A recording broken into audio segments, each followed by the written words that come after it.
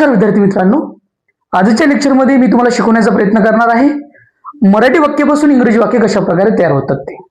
Let's see dear student, आपण एक काही वाक्य लिहूया. मी इथे वाक्य लिहायचा प्रयत्न करत आहे. आंबा राम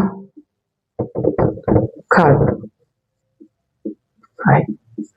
प्रिय विद्यार्थी मित्रांनो, तुम्हाला मी सांगितलं काय, खात आंबा राम आहे. येस, आणि तुम्हाला सांगितलं की या वाक्याला करेक्ट लावा, या वाक्याला एकदम प्रॉपर वे मध्ये लावा, या वाक्याला एक सिक्वेन्सने लावा. लावता येईल? अर्थातच लावता येईल. आपल्याला कसं काय लावता येईल बघा.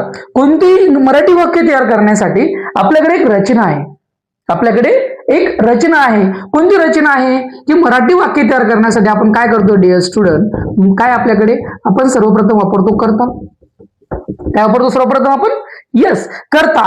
मग आंबा खात आंबा राम आहे. आंबा खाणारा कोण आहे? कोण आहे? राम. या वाक्यामध्ये करता कोण आहे? राम. It is okay. त्याच्यानंतर सेकंड घेत असतो आपण कर्म. करता ज्याच्यावर क्रिया करते कोण आहे? आंबा. राम काय खातोय? आंबा खातोय. आंबा. It is okay. नेक्स्ट आहे आपल्याकडे वर्ब, म्हणजेच काय म्हणतो आपण त्याला? क्रियापद. आणि लास्ट म्हणजे सहाय्यकारी क्रियापद.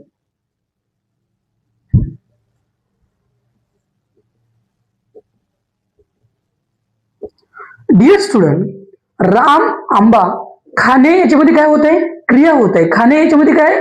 क्रिया आहे. खाणे क्रिया आहे. खात. आणि आहे सहाय्यकारी क्रियापद आहे. म्हणजे राम आंबा खात आहे हे वाक्य आपण काय करतोय? तयार केलेलं आहे. या बॉक्स मध्ये जे शब्द आहे हे शब्द प्रॉपर नाही आहेत, परंतु आपण त्याला प्रॉपर सिक्वेन्सने लावल्याने त्या अर्थपूर्ण वाक्य तयार करू शकलेलो आहोत. राम आंबा खात आहे. डिअर स्टुडंट, मग याच बेसिसवर आपण इंग्रजी वाक्य तयार करू शकतो का? Can you construct English sentence? Definitely dear student. आणि 101% याच आधारे मी तुम्हाला वाक्य बनवायला शिकवणार आहे आणि कशा पद्धतीने इंग्रजी बोलायचं आहे हे सुद्धा मी यातून तुम्हाला शिकवायचा प्रयत्न करणार आहे. Dear student, see here. आपण घेऊया इज राम मँगो इटिंग. मी तुला सांगितले वाक्याला सिक्वेन्स मध्ये लावा, पण सिक्वेन्स मध्ये लावण्यासाठी आपल्याकडे काय पाहिजे? आपल्याला त्याचा मार्ग पाहिजे, रस्ता पाहिजे. बरोबर आहे की नाही? कोणती गोष्ट जेव्हा आपण तयार करतोय, we should know that how the thing is going on. कशा पद्धतीने वाक्य तयार होतोय आणि इंग्रजी वाक्याचं स्ट्रक्चर आपल्याला माहित असलं पाहिजे. इंग्रजी वाक्य तयार कशा पद्धतीने होतो हे रस्ता जर आपल्याला माहिती झालं, कोणतेही वाक्य आपण तयार करू शकतो सहज पद्धतीने. Let's see dear student.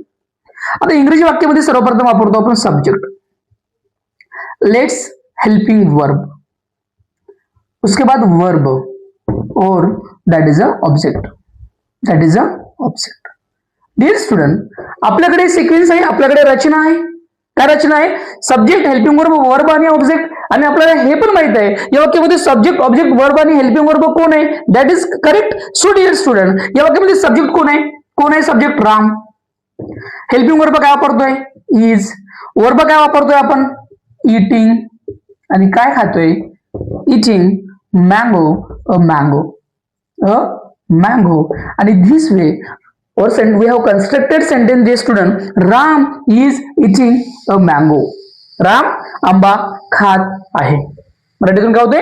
Ram आंबा खात आहे. या वाक्याचं आपण इंग्लिश ट्रान्सलेट करू शकलेलो आहोत. वी नो दॅट प्रत्येक वाक्य, प्रत्येक टेन्स आणि प्रत्येक टेन्स कडे प्रॉपरली स्ट्रक्चर असतं आणि त्या स्ट्रक्चर थ्रू आपण कोणतेही वाक्य तयार करू शकतो. It was a demo dear student. आणि ज्याही विद्यार्थ्यांना आपला क्लास ऑनलाईन क्लास करायचा आहे त्या विद्यार्थ्यांनी आपल्या व्हॉट्सअप ग्रुपला जॉईन करा आणि आपण ऑनलाईन क्लास करू शकताय. आणि 101% माय डिअर स्टुडंट, या पद्धतीने in this way that anybody can speak English, कोणीही इंग्रजी बोलू शकतो. My dear student, it is a demo lecture. आणि प्रॉपर लेक्चर मध्ये तुम्ही हजारो प्रकारचे सेंटेन्सेस कशा प्रकारे तयार होतात, कशा प्रकारे वाक्य बनवायचं, I will teach you. And this is a way. Only 20 lecture देईन स्टुडंट. फक्त 20 लेक्चर मध्ये मी तुम्हाला इंग्रजी बोलायला, इंग्रजी वाचायला आणि इंग्रजी लिहायला शिकवणार आहे. कोणतेही विद्यार्थी कशाही प्रकारचे सेंटेन्सेस कन्स्ट्रक्ट करू शकतात आणि आपल्याकडे त्याचा रोडमॅप आहे.